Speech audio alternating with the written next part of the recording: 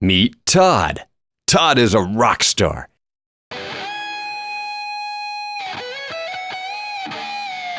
Except lately, he hasn't been feeling 100%. Now meet Todd's wife, Jill. Jill loves Todd dearly, but his snoring has made it impossible for her to sleep. It's gotten so bad lately that they now sleep in separate rooms. At a visit with his physician, Todd was asked if he snored.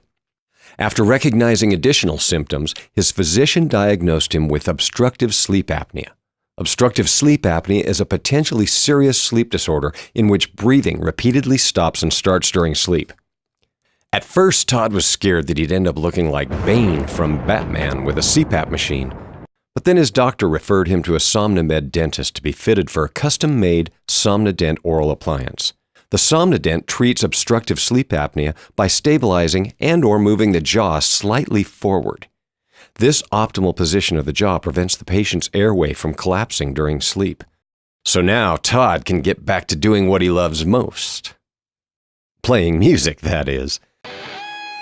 If you or a loved one suffers from sleep problems or aren't happy with your current sleep apnea treatment, set up an appointment today with a SomnoMed dentist.